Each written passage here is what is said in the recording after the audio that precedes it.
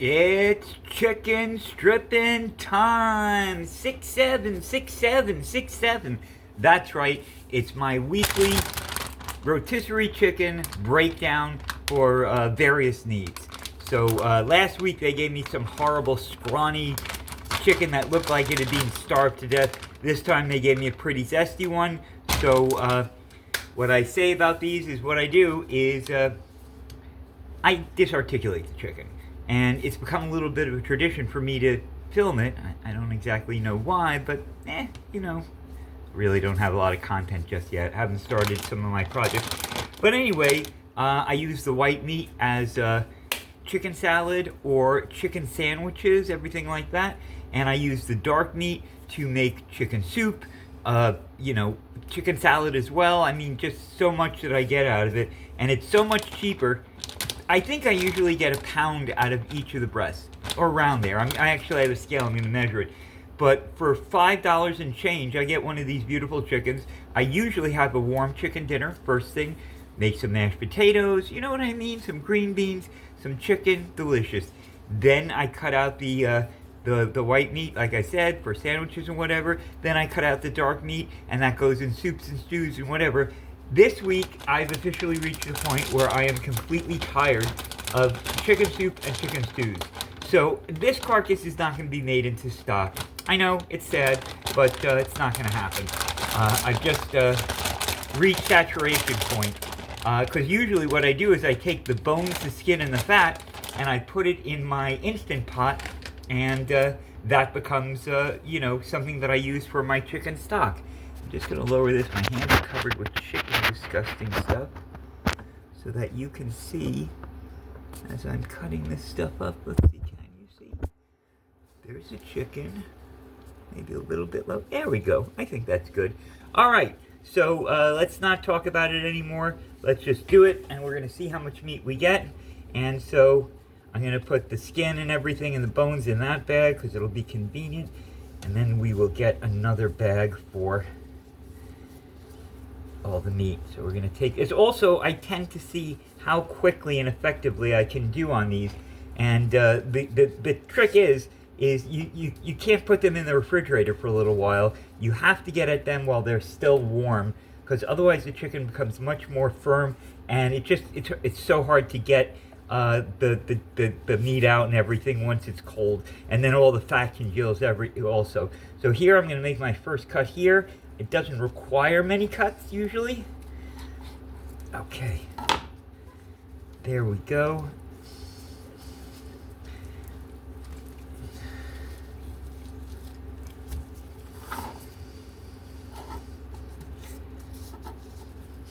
Okay, that's a beautiful beautiful breast right there. Just got one more piece to take out of it for it. And there it is. And then there's this piece here. And this piece here. Okay, that's one full quarter of the bird done and gone. Completely empty shaft there.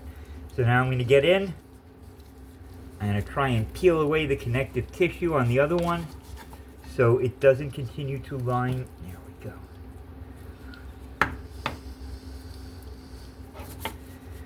There's still some on this side surrounding the spine I want to get. There we go. There we go.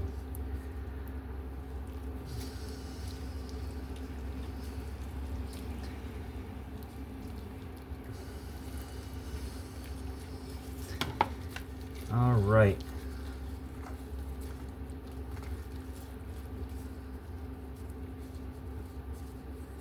Yeah, that's a little bit stringy, but it's a keeper. And we're going to go right into here.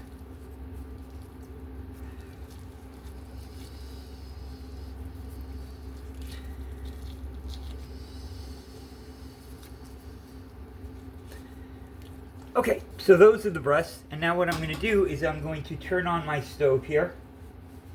My brand new Amazon kitchen scale. So what we're going to do is we're going to take this, we're going to turn it on. Yep. We're going to sit this down. So this weighs 51 grams. We're going to tare it, which means it's going to reset to 0 so that the weight of the bowl will not count when we do the actual, oh God, just 1 minute. I'm trying to get this glove back on and it's being a little bit weird. There we go. Okay, I would say this is the majority of the breast, although there's a little bit of meat right here, and definitely some here, here, and here. There's also a big piece of cartilage that runs off the spine, and I don't want to accidentally grab that. Okay, so we're going to put, so far, pretty much the majority, whoops, of the white meat.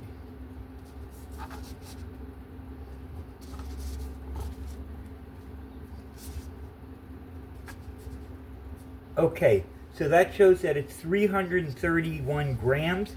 That's usually 16 ounces is, let's get it to ounces. That'll be easier for me. Yep, so this is 1.17 ounce, 11.7 ounces. So actually surprising under, under.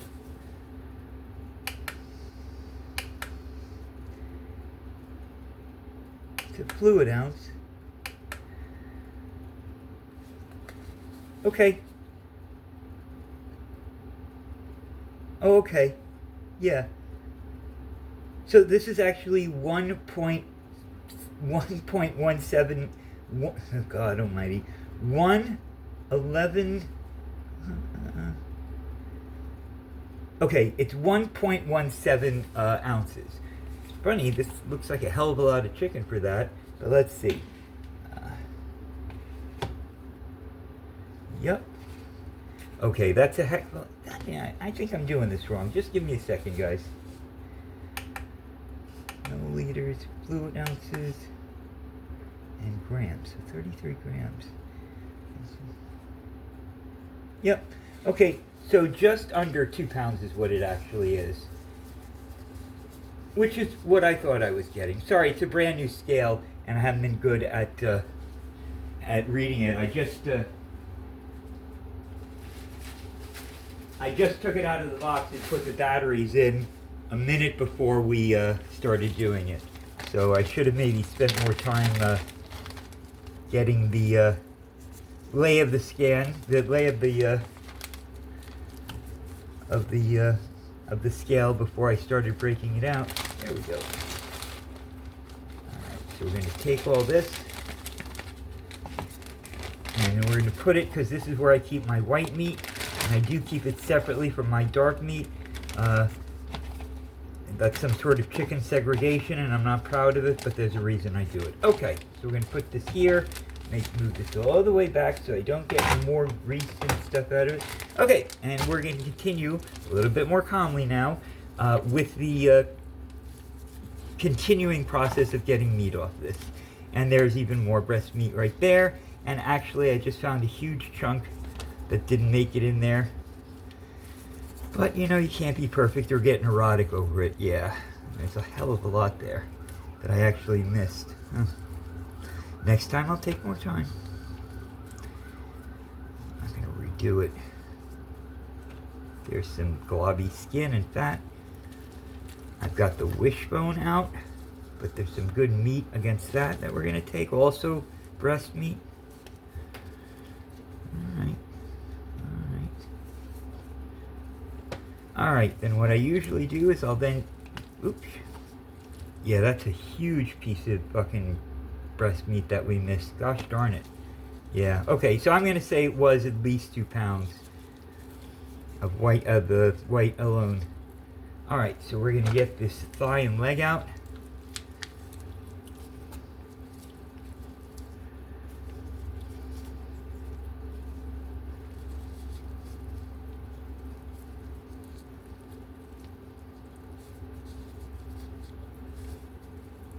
And this usually comes real fast. Gosh darn. You know, so I've been taking this new medication, and honestly, my doctors say that I haven't been drinking enough.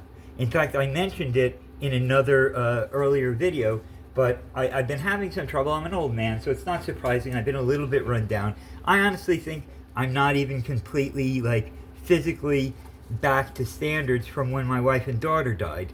To be honest with you, since the fire, I honestly feel like it's just been a physical down downhill thing with me, and and especially because I'm living alone now, and just a lot of stuff from being a widow, and I think I'm relatively young to be a widow.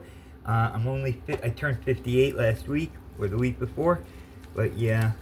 So anyway, it turns out that my pancreas has kind of given up the ghost. And I wasn't expecting, there were a lot of things we were expecting to find when we did my lab work. That was not one of them.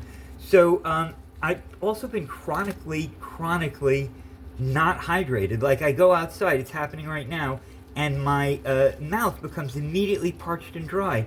And I'm really underweight. Like, my doctors really don't care exactly. I had my doctor say to me, listen, I don't care if you eat 4 Big Macs a day and wash it down with a couple milkshakes. I need you to get your weight up, she said, because you're burning muscle and not fat, and that's not really good. And the thing is, so I don't know if I've ever told you guys before, but I had a gastric bypass just before I moved in with my wife. So that's going to be about 22, 23 years ago at this point. And it was a very aggressive form of the gastric bypass surgery. Most people, after they have gastric bypass surgery, they have about 2 years to basically use the tool. For 2 years they will remain restricted. Their stomach will still be small, and if they eat too much, they will feel nauseous or throw up or unpleasant. What happened with mine is it's a special procedure called a Phobie pouch, and what it is they make the pouch in the gastric bypass even smaller than a Roux-en-Y or standard gastric bypass, and then what they do is they wrap a elastic band on it to make sure that it can never stretch out. When you have a standard gastric bypass, like I said, you have about 2 years, and you can out-eat it. You can out-eat it and then end up, with your stomach being exactly the size that it was, and you'll be able to eat everything you could eat again. Because I've had the elastic band, and I will also tell you, one of the things they do is they reroute some of your intestines, and they cut out some, but they reroute it so that you are not fully absorbing your food. And I am at exactly the same state of restriction now that I was about 3 weeks after I had the operation. And so if I eat too much, I get nauseous. And so the thing is I'm generally eating constantly. I'm sort of grazing throughout the entire day and night in order to get enough in. So it's not like I actually could sit down and eat 2 Big Macs. Probably I could do a bunch of milkshakes in a row, because that's just too slimy. They just go right through the stomach pouch lining, and so that would probably work. But anyway, this new problem with my pancreas, so I have to take these enzymes pills, because they say the problem that my pancreas is having is that it's no longer producing the enzymes that I need to fully digest the food. And I've been having some symptoms that indicate that. I'm not going to talk to you about them because they're old, they're disgusting. So I'm hoping they only give me 3 a day, and I think we're going to have to change that, because honestly, I don't really have a standard breakfast, lunch, and dinner. There are times when I eat more and I become closer to like having what I'm eating being a meal, but again, I eat it very slowly, and it takes a while. So like I woke up the other day before yesterday at 3 in the morning, and I got up and I ate an avocado, and then I went back to bed.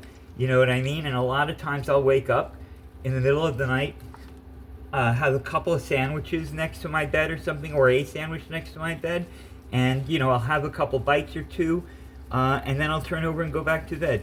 Okay, so this whole thing is stripped. Let's get that out of the way. And this whole thing right here, this carcass, is... I'm almost done with this bird. Almost done. Almost done.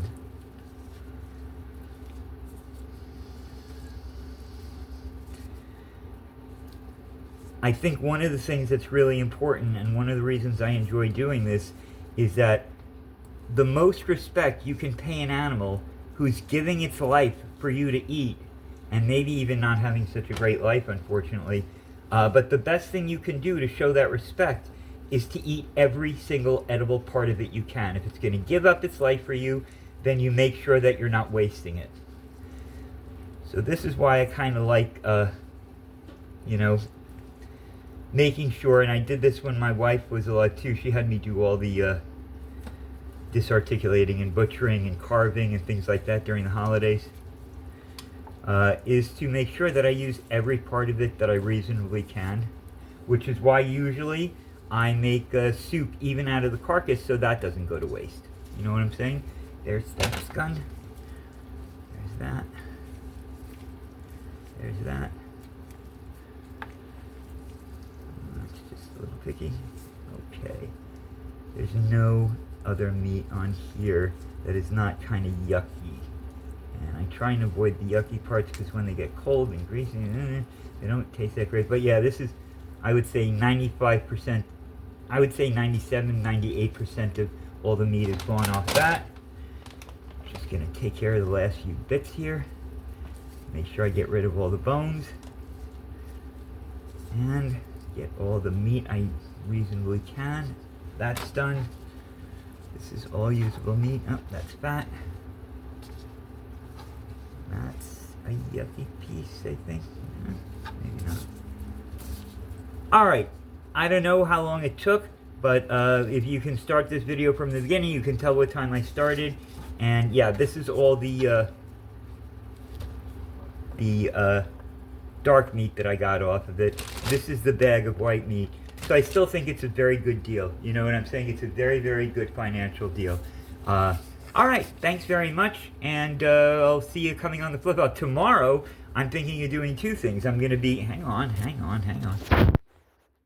Tomorrow, I'm really going to try and make stuffed shells, stuffed manicotti, or maybe lasagna. I ended up making lasagna last time, but it's going to be good. And then after that, I would like to make a catfish etouffee. I've made it once, it was delicious. I think I've actually made it twice. I have the catfish and I want to eat it and use it. So that'll probably be tomorrow, maybe the next day, but we're definitely going to get one or two things done tomorrow.